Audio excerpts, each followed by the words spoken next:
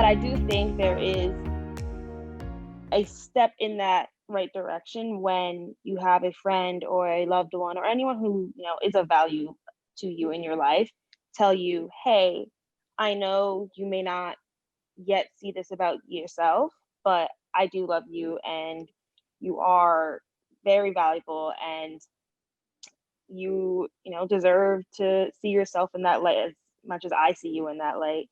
And having, those voices in your life tell you that, and not even necessarily tell you to, but also show you. Mm. Because someone can say that, and then when it's time to put action to those feelings, it's not as it's not reflected as strongly. And so it's hard to believe someone who's like, yeah, I value you, but then when it's time to show you and come, you know, come to the table when you need it, it's not the same sentiment. So I think it's also important to show the people that you care about that you care and that they do hold the same value in your life that you're saying they do.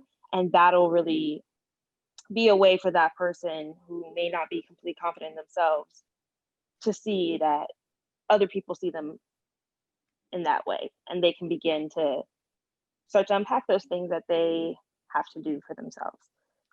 Yeah, I really agree with that. I would add one clarification, which is that it could be tempting in quote unquote being there for somebody to try to solve their problem, and like that is not at all what they need. Yeah.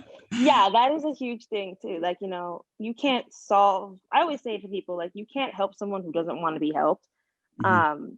Like I said, you can point them in the direction, you can tell them, but if they don't want to do that process for themselves, you can't make them. Um, and so you can't try to be the person to fix everybody, to fix your friends, they have to do it on their own. And that's can be a hard process for someone too who's like very empathetic, who just likes to be a good friend, um, because you want to help, but there's a difference between helping and trying to fix. Um, and yeah, so you just gotta remember, I think, as being a supportive friend, to be supportive but not be the fixer upper in a sense, or try to fix the person. Mm. Because that can, I would say, I wouldn't say necessarily damaging, but that's just not gonna really resolve the issue as much as you think it might. Yeah, I find that when I try to do that, and I sort of have what I think is a fairly common like male characteristic where I do try to fix things, and my wife reminds me of this all the time.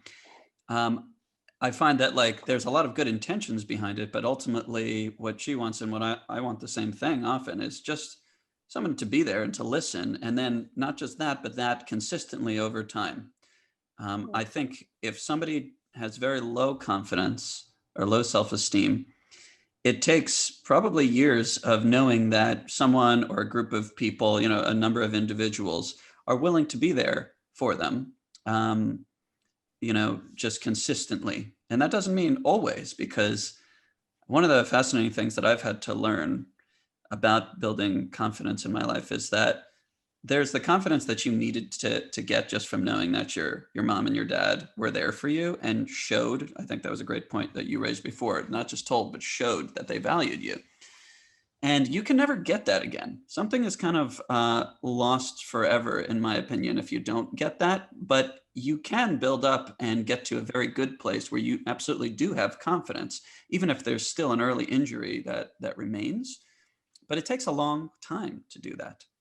Um, a relationship with a friend, a therapist, just the consistency of knowing someone is there, I think can be a major help. But it can also be very difficult because people go through all kinds of things that others can't really help them that much with. There's a lot of, I think, personal responsibility ultimately, and like you have to take care of this yourself, and Mhm. that can feel not good for a lot of people that are like, shoot, that's a lot of work.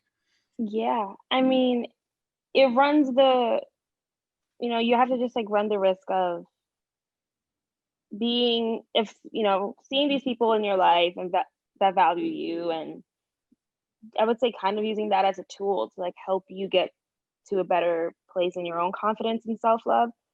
But then you also have to be careful to not use those people in your life as a crutch, and not, then ask too much of them to try to bury your own self-work that you have to do.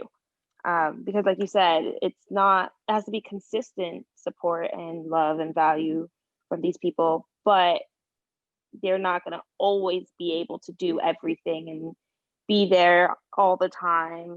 People have their own lives that they have to attend to. They have their own emotions and their own things going on, that they can't always be the support for you. And that is completely fair, because we're all human. We all have other priorities sometimes.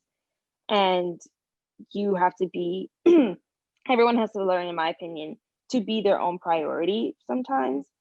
And especially in building up your own confidence and self-love, you have to then see, like, hey, these other people have been able to put me as a priority.